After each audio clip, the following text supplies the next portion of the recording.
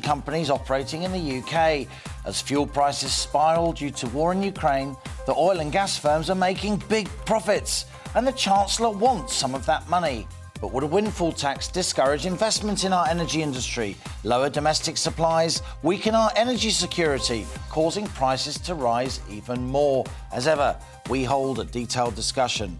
I'll also be revealing why fish and chips may be about to get more expensive, while showing you also how to give the perfect speech at work or elsewhere. On the Money, after the GB News headlines with Rhiannon Jones.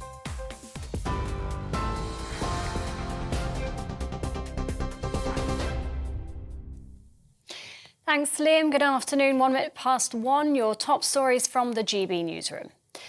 The UK is sending experts to Ukraine to help investigate any potential Russian war crimes. The Foreign Secretary's announcement follows the death of a British military veteran in Ukraine this week. Liz Truss says a team of investigators will arrive in neighbouring Poland early next month with the aim to help prosecute Moscow. Following talks at the International Criminal Court in The Hague, Ms Truss said it's vital those who commit war crimes are held to account. We want to see justice done for the people of Ukraine. We've seen appalling war crimes committed, the use of rape and sexual violence. We will be sending in a British evidence collecting team, working with the Ukrainian authorities, working with the ICC. We've been talking today about the urgency of making sure justice is done, and that also we call out rape as a use of weapon in war. Two British charity workers, meanwhile, have reportedly been captured by the Russian military in Ukraine. It's understood the volunteers were detained early this week at a checkpoint close to Zaporizhia in the south. The two men, both civilians, were working as part of a joint humanitarian project helping evacuation efforts. The reports haven't yet been independently verified. Dominic Byrne from the charity Presidium Network says the organisation hasn't heard from the workers since Monday. On Wednesday afternoon, or Wednesday evening, sorry, I got a call and messages from contacts of theirs back in England saying that they are missing, and we believe we know where they are and that they've been taken by Russians. We have had contact with the lady that they were evacuating south of Zaporizhia, and we've had a statement from her to say actually 3 hours after they're supposed to get there on Monday that the Russian soldiers were interrogating her and her family about these two British guys that they picked up. A special operation will take place today to try and evacuate civilians from the Azovstal steel plant in Mariupol. The decision was announced by the Ukrainian president's office. Hundreds of civilians are said to be sheltering in bunkers underneath the plant, which has been sealed off by Russian forces. It's thought around 500 wounded Ukrainian fighters are in there, some in a very serious condition. Residents still in the heavily damaged city have described the Russian attacks. It was a massacre, a scary thing when the shells were flying over. Shells, rounds and all such. You can't brave it out, but we endured it. A shell exploded 8 meters away from the toilet. I didn't make it in time to get to the basement. I felt the heat on my face. But whatever, thank God it will all be okay. It's terrible. It's like when they show the last days of the planet. The same thing was here. We were hungry. The child was crying when the shells were hitting near the house. We were thinking, this is it. This is the end. It can't be described. Only ones who are here have experienced it. I can't put it in words. It is very horrible. Ukraine's President Volodymyr Zelensky has accused Russia of trying to humiliate the United Nations. It's after 2 missiles were fired into Kyiv during a visit by Secretary-General Antonio Guterres. The rockets shook the central district in Ukraine's capital. One of them struck a residential building, injuring at least 10 people. Back here, the government's stepping up efforts to tackle supply shortages affecting hormone replacement therapy. Health Secretary Sajid Javid has appointed Madeleine McTurnan to lead a new HRT task force. The Department for Health and Social Care says she'll use her knowledge from the coronavirus vaccine rollout to help address the shortages. Three-time Wimbledon champion Boris Becker has arrived at Southwark Crown Court for sentencing after being found guilty of flouting the terms of his 2017 bankruptcy. The former world #1 tennis player was accused of transferring hundreds of thousands of pounds from his business account and failing to declare a property in his hometown of Lyman in Germany. Becker was also convicted of hiding an €825,000 bank loan. The former Children's Commissioner for England has raised concerns that black children are treated differently in schools because of discriminatory stereotypes. The report by Anne Longfield says they're more likely to be excluded and often perceived as being older than they are. As an example, it cites the recent treatment of child Q, a black teenager strip-searched at school whilst on her period. It also claims that black students can be disproportionately targeted by draconian zero-tolerance behaviour. This is GB News. We'll bring you more as it happens. Now, though, let's return to Liam and On the Money.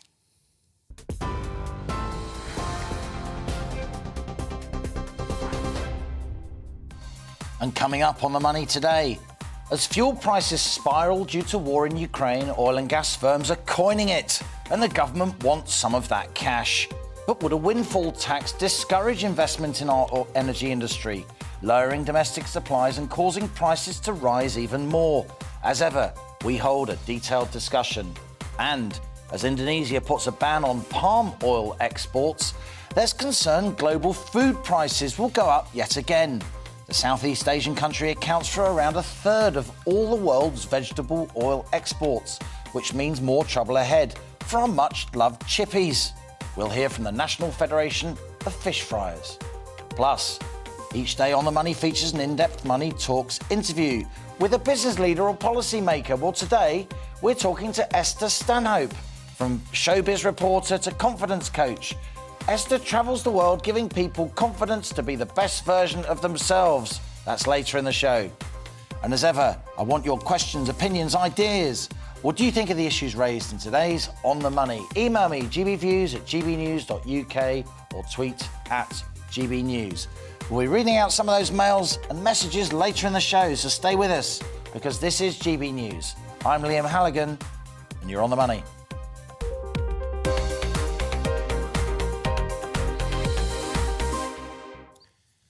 Now, the UK government has asked energy firms to delay the closure of UK coal-fired power plants that were due to close this autumn because of concerns over energy security linked to the war in Ukraine. Business Secretary Kwasi Kwarteng wrote to EDF, Drax and Uniper this month requesting they temporarily extend the operation of their coal-fired plants, which they used for backup generation. Only in November at the COP26 summit in Glasgow, ministers were telling the world, not least environmental campaigners, that the UK had cut coal use sharply to tackle climate change.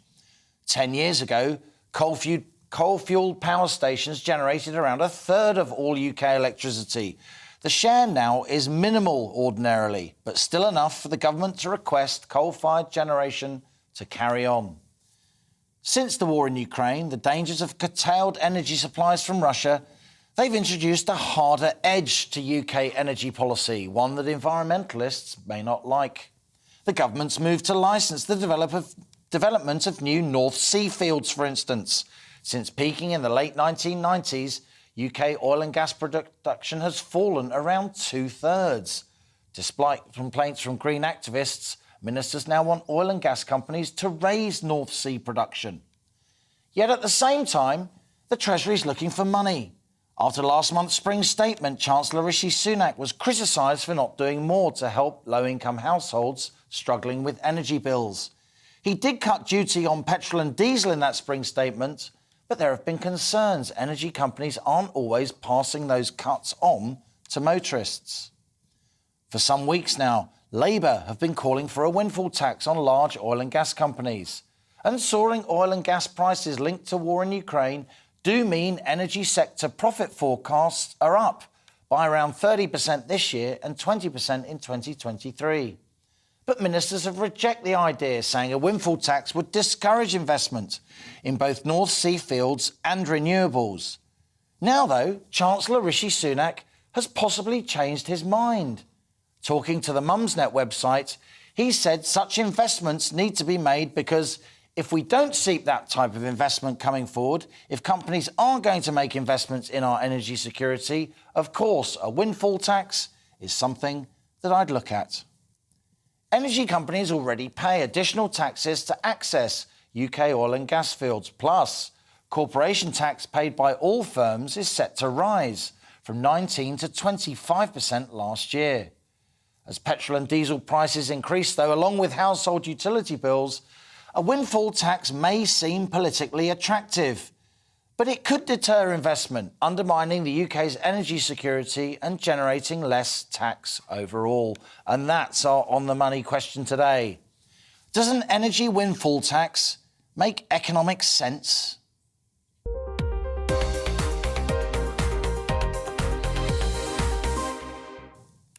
Grown-up conversations with people who really know their stuff. That's what On the Money is about today and every day. Joining me on the show is Malcolm Grimston, Senior Research Fellow at the Centre for Energy Policy and Tech at Imperial College London. Victoria Hewson is the Head of Regulatory Affairs and Research at the IEA. And John Redwood is Conservative MP for Wokingham. Plus, our regular panellist, economist Vicky Price, Chief Economic Advisor at the Centre for Economic and Business Research. Great to have you with us. John Redwood, good to see you back on the show.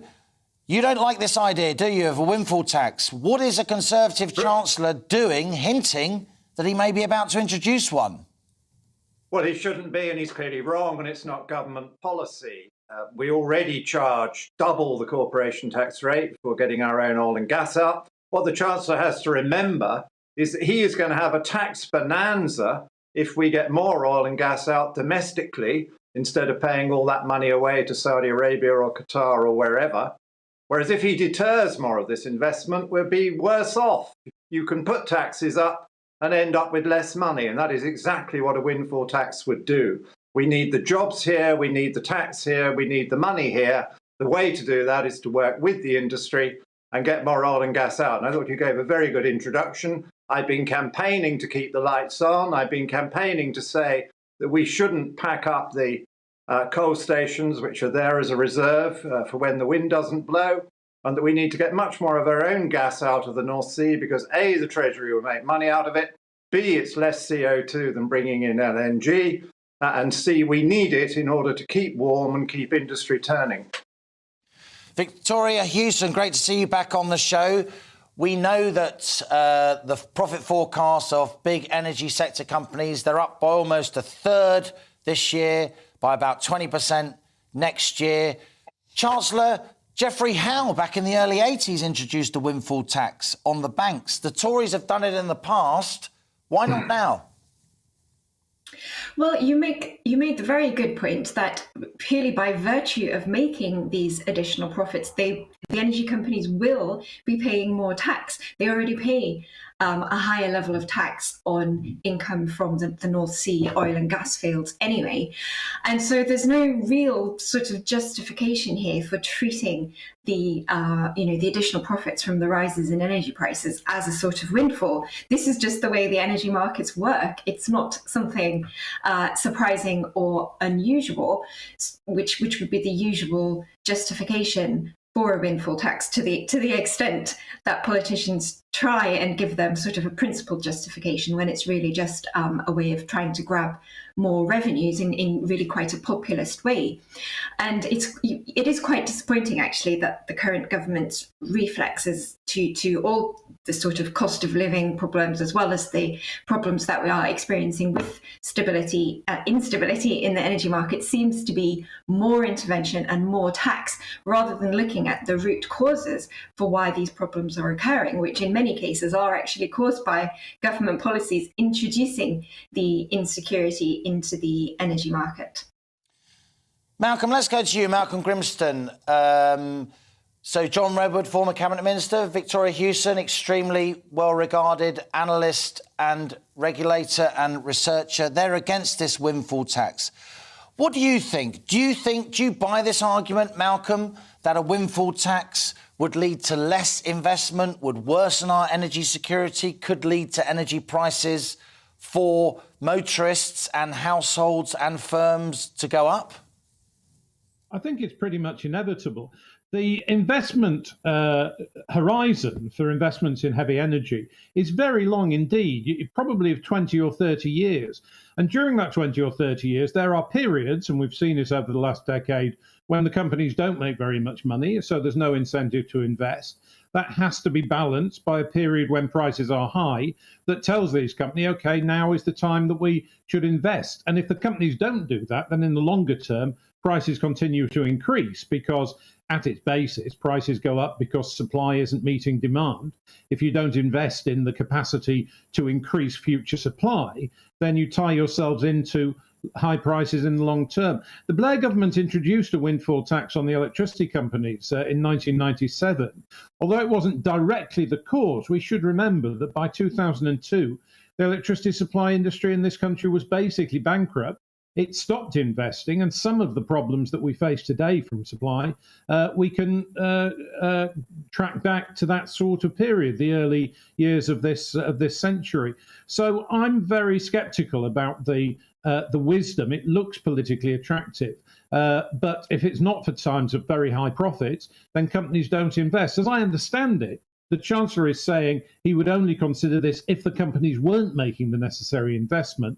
That's better than just a blind windfall tax. But of course, that raises questions of what are the criteria? How can a company decide if it's going to be let off the tax or not? Vicky Price, let's turn to you now. Regular On the Money viewers know, because we mention it from time to time, that you used to be one of the people who ran the government economic service. You were a very senior economist within Whitehall. You've been involved in extremely important policy discussions. We've got some really big guns here today lined up against this windfall tax. Not, from right politics, energy expertise, a very serious analyst from the IEA. What do you think? Well, I can understand where they're coming from completely. And I have to also declare an interest in the sense that I used to work for an oil company myself. So I used to do a lot of scenario planning and looked at what was going on in Europe. And of course, it's absolutely true that when prices, for example, come down, they stop investing, close everything. And when prices start going up, they start investing again. But of course, the climate had changed, by which I don't just mean the temperature had gone up.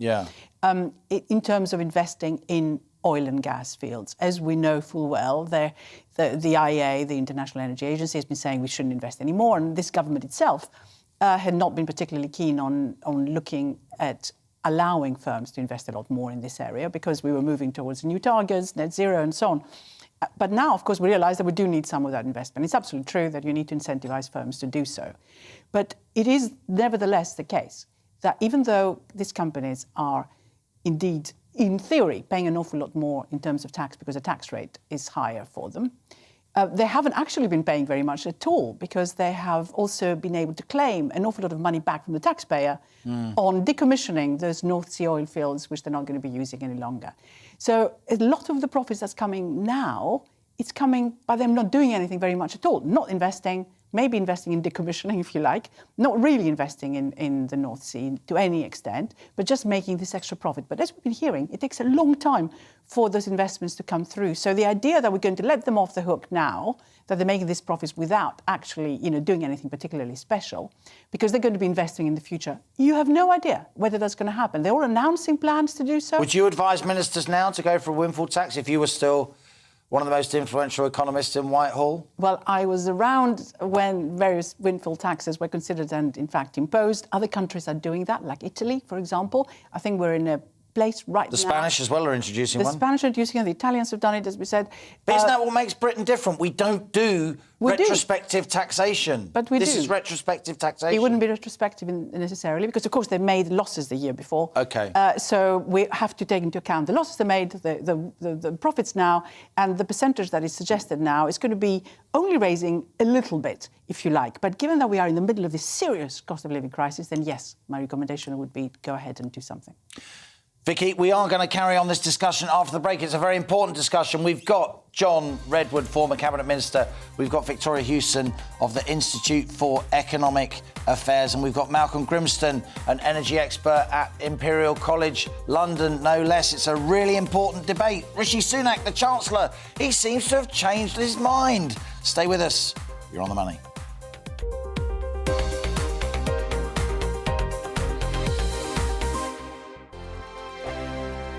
Hello, I'm Michelle Dewberry, and you can join me every weekday 6 till 7 on Jubes and Kerr. Me and my panel will get stuck right into the day's events, and I can tell you, in fact, I can warn you, expect some robust debates, some strong opinions and perspectives from both sides of the fence. It's about you at home as well. I love to read out all of your comments, or at least as many as I can. So join me, Michelle Dewberry, Monday to Friday, 6 till 7 on Jubes and Kerr.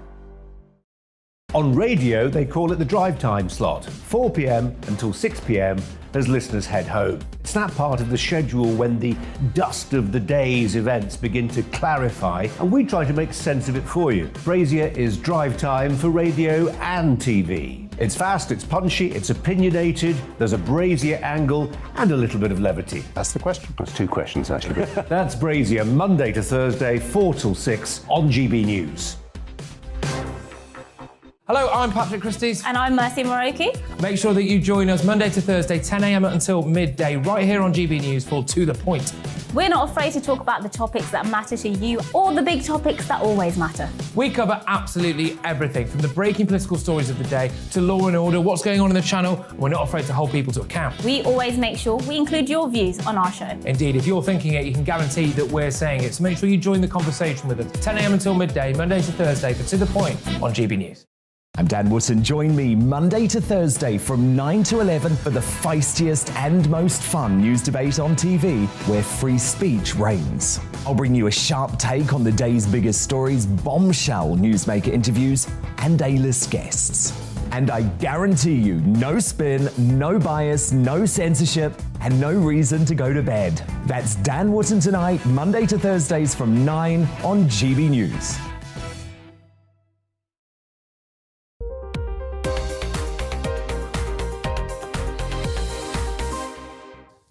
Welcome back. You're on the money. We are discussing whether or not the government should impose a windfall tax on those energy companies, the oil and gas giants, who are making a lot of money because prices are rising because of the war in Ukraine. I'm still with our expert panel.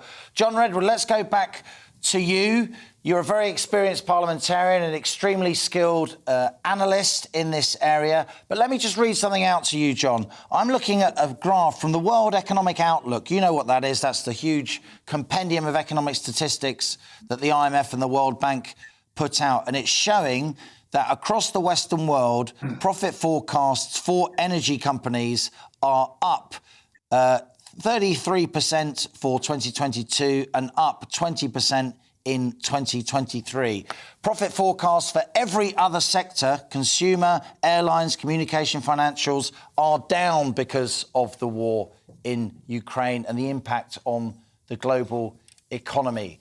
It's pretty difficult, isn't it, for households to stomach big increases in their energy bills and motorists to stomach big increases in the price of petrol and diesel without politicians saying, don't worry, we're going to get some of that money back in tax? Well, what politicians have to tell people is, yes, we're going to get piles of that money back in tax, particularly on our own oil and gas. I mean, one of the paradoxes of this situation is we already tax companies more heavily for getting the oil and gas out of the UK rather than bringing it into the UK. And then the windfall tax would be an added burden on that, a big disincentive to anyone to come here and help us get our own energy out. But the public also has to understand that a year or so ago, these companies were losing shed loads of money, and nobody was saying then that the taxpayer should make them a transfer in order to see them over the difficult time. These prices are very volatile. They'll have winning years and losing years. What the government has got to do is do more to help people meet the cost of living. They need to cut taxes on everyone. They shouldn't have put the national insurance increase in. They should take the VAT off fuel. And they should accept the fact that they're already going to coin it in with all their taxes on energy. The government did at least take 5p off their energy taxes on petrol and diesel at the pump.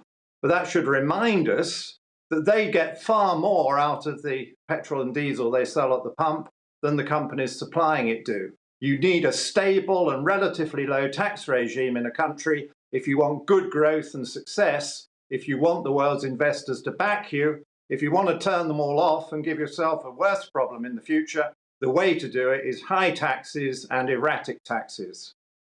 John, I'm going to bring in Victoria Houston, Malcolm Grimston and indeed Vicky Price in a moment, but I just want to stay with you for a moment, if I may. Kwasi Kwarteng, we believe a net windfall tax would be a tax on jobs, would destroy investment and would add to the uncertainty in oil markets. Completely the wrong message to send investors. Boris Johnson said the net result of a windfall tax would be that oil companies put their prices up even more. Rishi Sunak himself, a windfall tax sounds superficially appealing, but we on the government benches deal with complex problems in a responsible way. The obvious impact of a windfall tax would be to deter investment. As simple as that. Why has the Chancellor changed his mind? Why is he now changing his opinion, or at least signalling that the windfall tax might happen? Isn't he just trying to goad and push companies into investment, as Malcolm Grimston pointed out? If you don't do this investment, then we will tax you. Isn't that legitimate? He just made a mistake. He got it wrong. And he has to speak for the government. And the government's line has not changed at all, as I understand it. We oppose the windfall tax. We said that in parliamentary debates. Ministers have peppered the written and spoken record with our opposition to the windfall tax, and rightly so. And I can't really believe the Chancellor, who's an intelligent man, thinks that a vague threat, which is not government policy, is the way to get the main oil and gas companies to invest more in the North Sea. The way to do it is to work with them and say, we were wrong, we were running it down too quickly because we thought we'd get away with it. We now realise that we're going to need a bit more oil and gas for a bit longer while the transition to renewables plays out. Victoria Houston, let's come to you. You work for the IEA, the Institute for Economic Affairs, not the IEA, the Institute of Energy Analysis, that agency, the International Energy Agency that Vicky Price mentioned earlier. It's acronym soup, isn't it? You work, to be clear, for a think tank based in Westminster, and you're a very acute political analyst in my experience. What did you make of this seeming signal change by Sunak? He's issuing a threat. John Redwood says the threat is unsophisticated and isn't going to work. What's your view? Yeah, well, I should say, actually, the IEA, the other IEA, gets quite a lot of our hate mail, so apologies to them for that. I would actually, I think one important context for this is that I think the Chancellor made his remarks about maybe rethinking the idea of the windfall tax in a Q&A session with Mumsnet, and it seems to me entirely possible that he was slightly panicked in the face of this mauling from the mums of Mumsnet, and he felt he needed to say something popular to address their concerns about the cost of living and energy prices.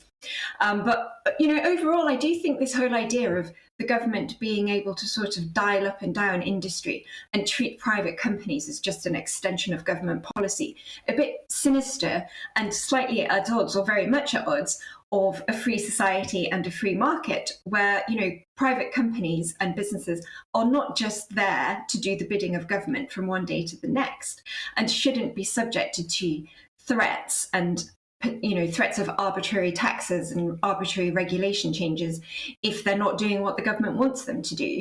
The government needs to set a clear and coherent policy direction and incentives over the long term, rather than reactively just trying to, as I say, dial up and down measures and treating private business as just an extension of the state if they think things aren't going the way the government of the day wants them to. Malcolm Grimston, Rishi Sunak, he couldn't handle the mauling from Mumsnet. Good phrase. He made a mistake. I don't think, with all respect to Victoria, who is a really good analyst in my view, I don't think he made a mistake. I think he was deliberately signalling, not just to the oil companies, but also to the voters, that maybe, you know, he's a bit more in touch with their pain than he has been presented as being up until now. What do you think? I had no idea what was going on in the Chancellor's mind, clearly. I rather hope it wasn't that, because at the end of the day, I mean, it seems to me that you can get the worst of both worlds very easily with this. You can run an energy system with entire state control, with the state taking the decisions over the power stations, setting the prices. It tends to be pretty inefficient economically, but you can organise it. We did organise it for many years in this country, and it provided stable power supplies and investment for the future. You can organise power systems by setting up a very stable market with a clear set of rules that companies are confident won't significantly change over the next 20, 30, 40 years, perhaps. And then they're likely to make the investment. If you set up something that looks a bit like a market, but then you keep intervening in it by threatening the companies with this and taxing them with that and not allowing them to make the investment decisions that they might want to do, you could end up what we're in danger of now, of a kind of stagflation, where the power prices are extremely high, but the companies are not confident enough to use that extra profit to make the investments that we need. And broadly speaking, I'm quite agnostic about which of the two approaches on balance works best. What I am fairly clear is to trying to mix them. So setting up a market, but then getting in the way of that market on a regular basis doesn't work. We've seen over the last 2-3 decades that almost precisely on an 11-year cycle, the whole basis of the electricity market is changed. So any company that's trying to guess what they'll make out of an investment today that may still be generating electricity in 20 or 30 years, that's two major changes in the rules based on the history of recent times. And that's not the sort of environment in which companies feel confident in making the vast investments, and they are vast investments, that are necessary at this stage in the energy cycle. Malcolm, hold that thought. Vicky Price, Rishi Sunak was mauled by Mumsnet. The idea of a windfall tax is actually quite sinister. We're in danger of stopping the very investment that we want to encourage. Well, it just goes to show that women should have more power to dictate policy. So I'm very, very pleased about that. But in terms of the way in which the market will operate, I mean, we do have a system where we give licenses to companies to drill in the North Sea. It's not as if it's a free market. Anyone can just come and do what they like. I mean, look at what's going on with the fracking area, for example, or our own plans in terms of gas fields. So the government intervenes and always has done. And taxation is the prerogative of individual countries. And loads of places put taxes in different ways on similar companies that operate in their jurisdictions. And at times, companies decide to move from one tax regime to another because those tax regimes are different. So there is a lot of leverage, if you like, for that countries can have to dictate the policy that they want. I mean, after all, we look at what's going on with nuclear in France. Look what's going on right now in Germany, where they're using coal-fired power stations, as John Redwood was saying, yet again. So I don't think this is intervening with the market in a way that is going to distort it, as people here seem to be concerned about. And oil and gas are global markets where the price is set globally. One isn't taking that away from this regime, if you like, even if you have a windfall tax. Vicky Price, this debate is going to run and run, as predicted a long time ago here on The Money. Thanks to our guests today, a really good discussion. I'm most grateful to Malcolm Grimston of Imperial College, Victoria Hewson of the real IEA, the Institute of Economic Affairs, and, of course, Conservative MP, former Cabinet Minister John Redwood. Great to have you on the show, John. Thank you so much. Vicky Price is staying with us. This is On The Money with me, Liam Halligan. And coming up, we've got today's Money Talks interview, which is with Esther Stanhope. She's confidence coach and speaker. She's the woman who believes you don't need to be perfect to succeed. But the one thing that I definitely do know about presenting and feeling confident is that you don't have to be perfect. Good job as well. First, the GB News headlines with Rhiannon Jones.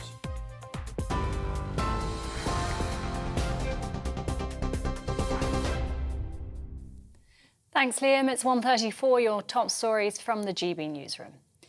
The UK is sending experts to Ukraine to help investigate any potential Russian war crimes. The Foreign Secretary's announcement follows reports that 2 British aid workers are being detained by Russian forces in the country. Liz Truss says a team of investigators will arrive in neighbouring Poland early next month with the aim to help prosecute Moscow. We will be sending them out in the month of May.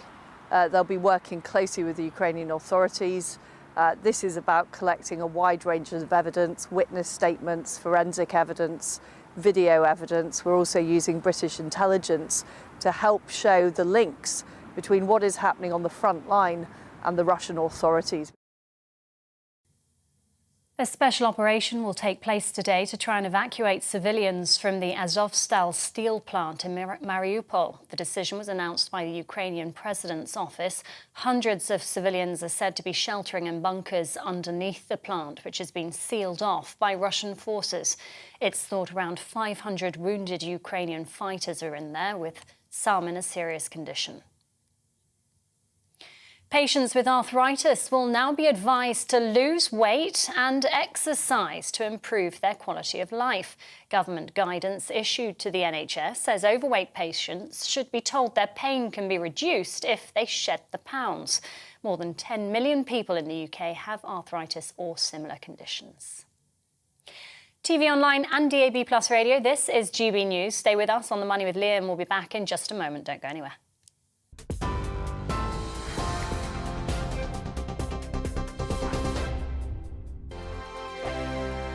Hello, I'm Michelle Dewberry, and you can join me every weekday 6 till 7 on Jubes and Kerr. Me and my panel will get stuck right into the day's events, and I can tell you, in fact, I can warn you, expect some robust debates, some strong opinions and perspectives from both sides of the fence. It's about you at home as well. I love to read out all of your comments, or at least as many as I can. So join me, Michelle Dewberry, Monday to Friday, 6 till 7 on Jubes and Kerr. On radio, they call it the drive time slot, 4 p.m. until 6 p.m. as listeners head home. It's that part of the schedule when the dust of the day's events begin to clarify, and we try to make sense of it for you. Brazier is drive time for radio and TV. It's fast, it's punchy, it's opinionated, there's a Brazier angle and a little bit of levity. That's the question. That's two questions, actually. That's Brazier, Monday to Thursday, 4 till 6 on GB News. Hello, I'm Patrick Christie's. And I'm Mercy Moroki. Make sure that you join us Monday to Thursday, 10 a.m. until midday, right here on GB News for To The Point. We're not afraid to talk about the topics that matter to you or the big topics that always matter. We cover absolutely everything, from the breaking political stories of the day to law and order, what's going on in the channel. We're not afraid to hold people to account. We always make sure we include your views on our show. Indeed, if you're thinking it, you can guarantee that we're saying it. So make sure you join the conversation with us, 10 a.m. until midday, Monday to Thursday for To The Point on GB News. I'm Dan Wootton. Join me Monday to Thursday from 9 to 11 for the feistiest and most fun news debate on TV, where free speech reigns. I'll bring you a sharp take on the day's biggest stories, bombshell newsmaker interviews, and A-list guests. And I guarantee you, no spin, no bias, no censorship, and no reason to go to bed. That's Dan Wootton tonight, Monday to Thursdays from 9 on GB News.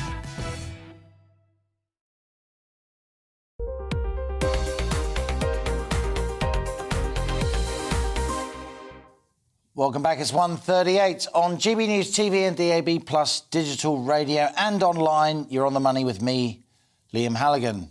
Now, a temporary ban in palm oil exports by authorities in Indonesia, the world's biggest exporter of edible oil, will impact prices we pay for certain goods in the UK. Everything from chocolate to biscuits and shampoo, which use palm oil, could be affected. The UK gets just over half of its palm oil imports from Indonesia, and now manufacturers around the world will have to compete for alternative supplies.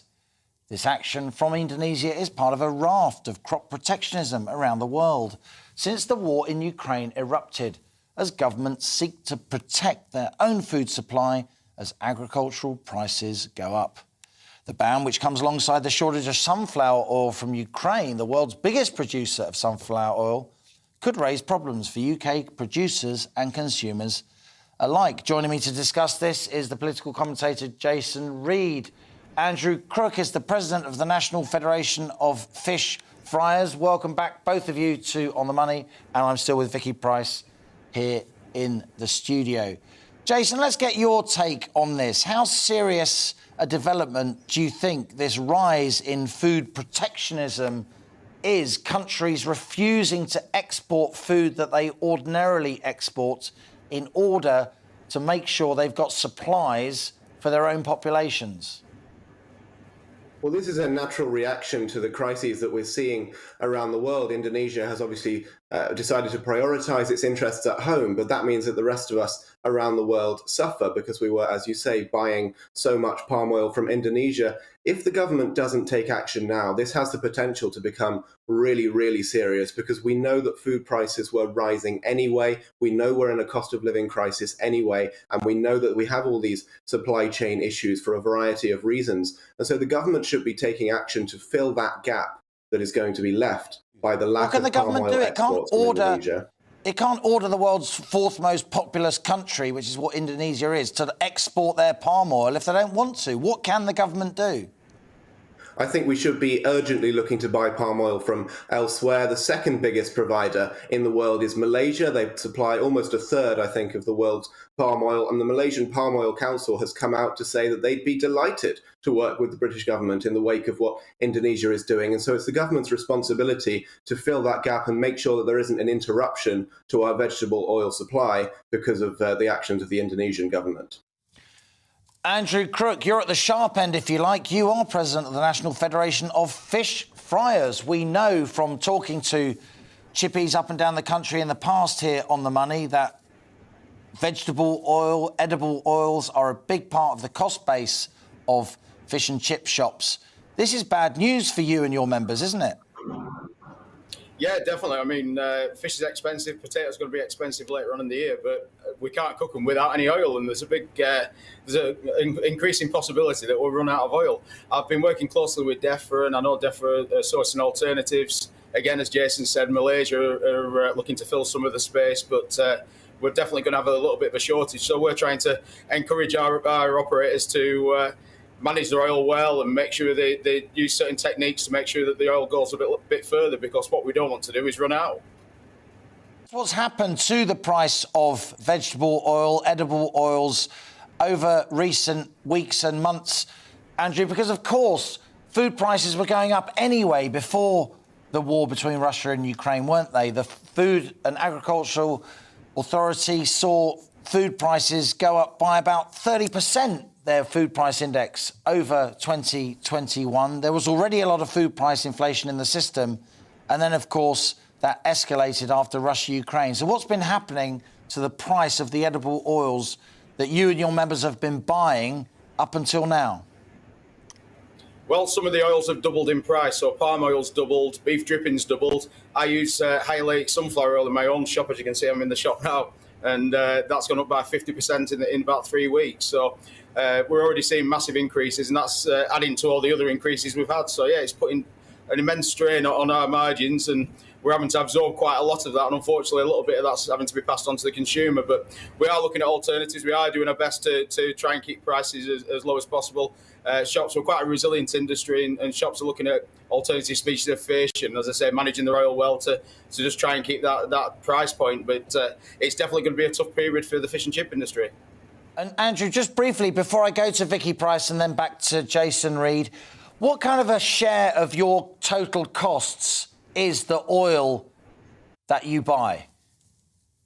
It's probably around about a sixth of my costs at the moment. Wow. Because of the increase. So, and that's going up each week. So, and then fish, as I say, is doubled. So we're definitely getting squeezed this year. And of course, VAT's returned to 20%, which we are urging the government to please have a rethink, because the whole of hospitality, it's not a handout to hospitality, it's an investment in the future.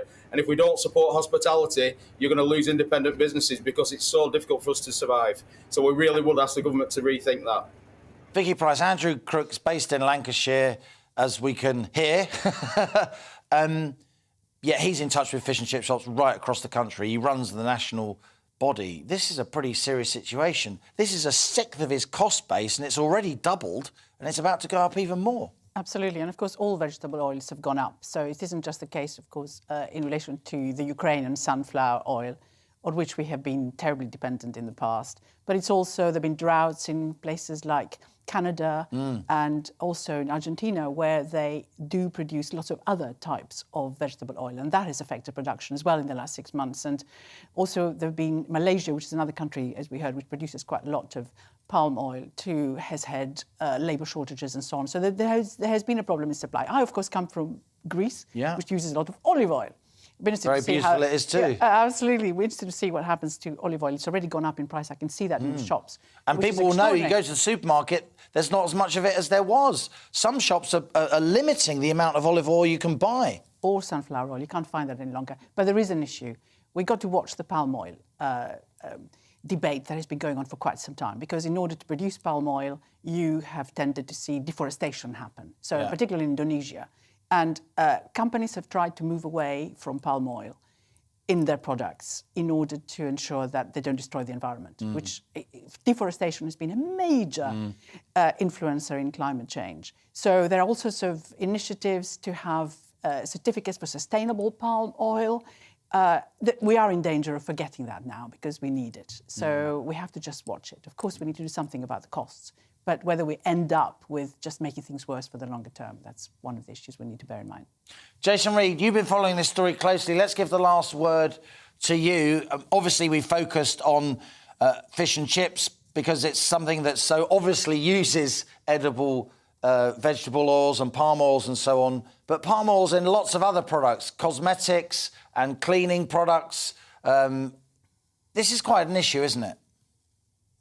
It's a really fundamental issue. It's used in so many different products. I think without any use of vegetable oil, you would see a lot of empty supermarket shelves. But I think this is a really good example of a potential benefit of Brexit, because the European Union is going completely the other way on this. They're talking about banning imports of palm oil because of exactly those environmental concerns that Vicky was talking about. But when you drill down into it, all the alternative vegetable oils, whether it's sunflower or rapeseed or indeed olive, despite the, in addition rather to the cost barriers, they are in fact worse for the environment because they're much less land efficient. You have to cut down a lot more trees to get the same amount of product. So this is a really important crossroads moment when it comes to our vegetable oil use. And I think it's really important that the government sticks with palm oil as the best option, even if we can't get it from Indonesia anymore. And how reassuring that our politicians are so closely focused on these important policy issues, huh? Political commentator Jason Reed, I've enjoyed your contribution. Andrew Crook, as ever, President of the National Federation of Fish Fryers. All the very best to you and your business, you and your members. And Vicky Pryce, Chief Economist at the Centre for Economic and Business Research. Always good to have you with us here on The Money. Now, you've been sending in your views throughout the show today. Lots and lots of emails on what we've been discussing. This is Ted. I believe that there is middle ground between energy and taxation. Why not impose a windfall tax on energy companies, but give allowances of some kind to companies that can prove extra exploration and production for the benefit of the UK only? What an interesting email. Thanks for that, Ted. Barry says, if the government really wants to do some good, why don't they just make their energy companies drop their prices to us consumers? The tax windfall just lines the government's pockets. Not going to do me any good at all. Stephen emailed us at gbviews@gbnews.uk to say if the energy companies' profits are so big, why is the energy price cap being raised again? And if the government taxes those companies, why are they getting the extra money instead of energy costs lowered? I'm just going to say here, we need to distinguish between the oil and gas majors that pump oil and gas and the energy providers who buy the oil and gas, usually off those big energy companies, and then sell it to us as electricity in our households and firms. There's not a question of windfall tax on those household utility companies. The question of the windfall tax falls on the big oil and gas companies that actually extract the stuff from the ground. Important to make that distinction. Keep your emails coming and tell me what you want to be discussed here on the show. Now, as we come to the end of this week's On the Money, it's time for my daily interview series, Money Talks. And today I'm with Esther Stanhope. She's an international speaker, an award-winning author and personal impact expert. Public speaking's often a big part of office and client-facing jobs, of course. So why then do so many of us recoil in fear when the time comes to whip out our finest PowerPoint presentation and address fellow workmates? Well, it's often a lack of confidence, and not just at work. Many of us also face a bit of a crisis when we have to give a speech for loved ones at a wedding or another social event. We approach that with trepidation. Well, Esther Stanhope recently launched the 80% Perfect Club, helping people to build their confidence in and out of work. Previously a showbiz reporter, she now coaches people in public speaking, presentations, networking and interviewing, holding talks in the UK and elsewhere. And here she is in the studio, Esther Stanhope, my latest guest on Money Talks.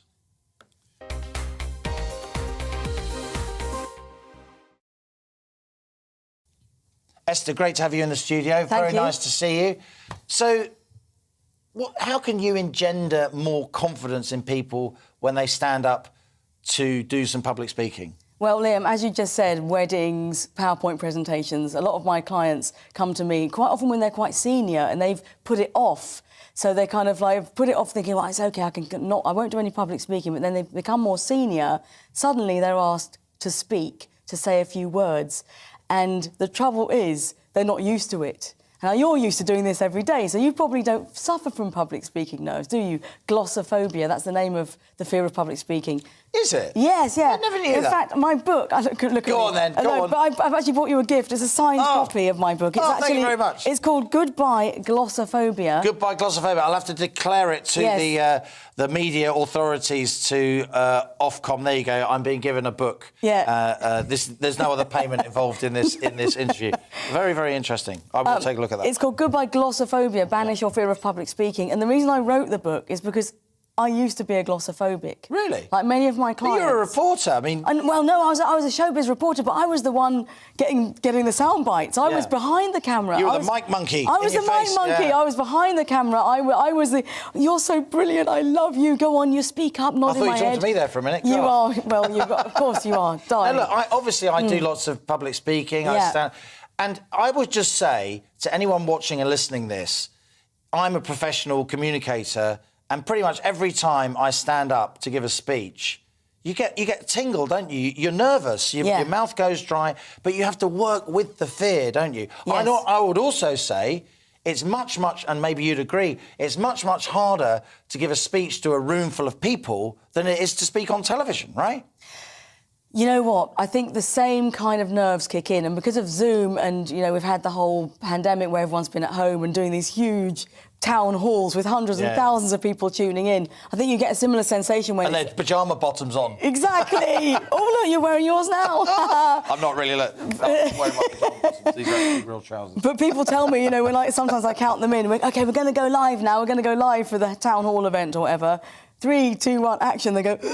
Oh, I got the feeling, but as you said, the jitters. So what happens, and I've done quite a lot of research on this because I was a glossophobic. I mean, I was terrified. I was petrified. I used to forget everything. My brain would just go, it's gone. Even my name, gone. I used to shake, get a rash, sweat, and then I would just forget chunks of my talk. OK, can I ask you, I'm going to describe how I do it, and then you can tell me if you agree. You're the expert. I'm just a practitioner.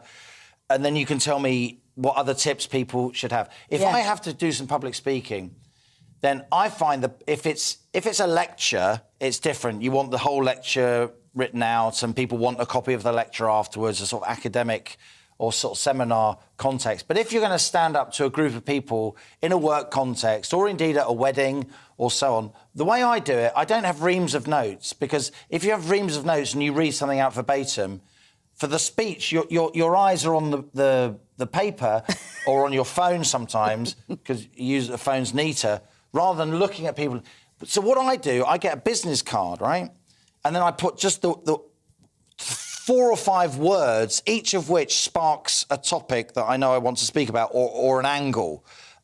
So I just have a business card with 4 or 5 words, and each of those words then sparks something. So you don't panic as much, because you know if mine goes blank, the word will spark the thing. And then if you get to the end of one topic, you look down, you just glance, and there's another word, and then that sparks. That's how I do it. Is that normal? That's a really good idea. I mean, it just makes me laugh. A business, that's tiny. Yeah, because then you must have the most amazing eyesight. I mean, no. You just the back of the business card, where it's blank, and you just write 4 or 5 words in capitals, and you just keep it in your hand. That's what I like about that is a bit like a magician, isn't it? Like you can kind of hide it in your palm. Yeah. What I like about that is also it doesn't quiver. So that's right. one of the worst wedding speeches. And people relax because you're not reading something out. Yeah, that's a really good way of doing it. I mean, look, there's loads of tips. I mean, there's a tip for everyone. OK, so, for example, there's introverts and extroverts, and they would approach a speech in a different way. There are people that love scripts. There are people that hate scripts. If you do need a script, I have a very, very good tip. You need to don't read to the paper. The paper doesn't need attention. That's right. Funnily enough, the paper doesn't need any of your attention at all, so don't look. So it's about glancing down, like Barack Obama, and then deliver to the front. But that's the thing. If you are reading stuff out, you're right. Don't read to the paper. But then you're looking up, and then you can't find where you were, and then that's when it all goes wrong. I tell you what's really interesting. And suddenly you're on the wrong page, and you know everyone's glaring at you, and you're thinking, "Oh my God, I've made a mess of it." And we've all seen that, right? But here's the thing: when I ask an audience, so if I've got, I'm on an away day, I might ask an audience of 200 people. I say a quick question. They say, "How do you do a script?" A quick question. I ask. Audience of 200 people. Who likes their presenter to read a script? Hands up. Yeah. Guess how many people put their hand up? Go on. No one. Of course. Yeah. I say, who likes to have a script? Guess how many people put their hand up? All of them. Nearly all. Yeah. That's what I often advise. Write something, throw it away, put the main points on a business card. Yeah. I'll tell you what we got to go, but I'll tell you what I really like about your approach. It doesn't have to be perfect. It just has to be OK. Exactly. If we all woke up every day, even when it comes to public speaking or getting out there in meetings, just say to yourself this: I only have to be 80% perfect today. I don't have to be 100% perfect. Well put. Esther Stanhope, great to have you in the studio. The author of Goodbye Glossophobia, which means fear of public speaking. There you go. You heard it here first, here on The Money. That's all we've got time for today. Thanks for joining me, not least because it's my birthday. Happy birthday. We'll be back on Monday at 1 p.m. This is GB News. I'm Liam Halligan, 1 year older, and that was On The Money. Hi there, I'm Aidan McGivern from the Met Office. Another fine day for most of us, sunny for many, especially the west, but it will stay cloudy in some areas, especially the east. We have at the moment high pressure centred over the UK, but around that high winds are coming in generally from the east still, so it's much cooler in the east, and there is still some stubborn cloud coming in from the North Sea, so that will tend to stick around, I think, for eastern and central parts of England through much of the day. Cloud building also for central parts of Scotland, perhaps the odd shower for the Highlands and the Grampians. Otherwise, for the vast majority, it's a dry day, and the best of the sunshine will be across northern England, Northern Ireland, Western Scotland, Wales and the southwest, where we get the sunshine, 15, 16, perhaps even 17 Celsius, but where we keep that easterly breeze, Norwich, only 11 degrees. Into the evening, and cloud will float further south, and it will break up for a time, so lengthy clear spells, especially for much of England and Wales, and it's under those clear skies across the southern half of the UK where the lowest temperatures will be a touch of frost. In sheltered spots, a chilly start to the day, 2 Celsius there in Birmingham, 3 in London, but a milder start for Scotland, for Northern Ireland, 6 or 7 degrees here, because the cloud is arriving. And that cloud brings some rainfall, mainly during Saturday morning, northern and western Scotland, Northern Ireland as well. A damp start to the day, some heavier bursts coming along by the afternoon for the west coast of Scotland and for the higher ground. But for much of England and Wales, when it stays dry, there'll be some decent spells of sunshine, and it's warmer, especially in the east, where temperatures could rise to 17 or 18 degrees.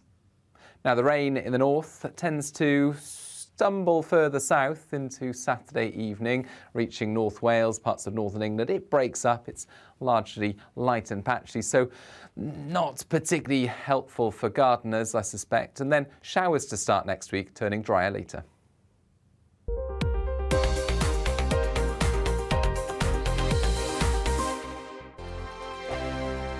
Hello, I'm Michelle Dewberry, and you can join me every weekday 6 till 7 on Jubes and Kerr. Me and my panel will get stuck right into the day's events, and I can tell you, in fact, I can warn you, expect some robust debates, some strong opinions and perspectives from both sides of the fence. It's about you at home.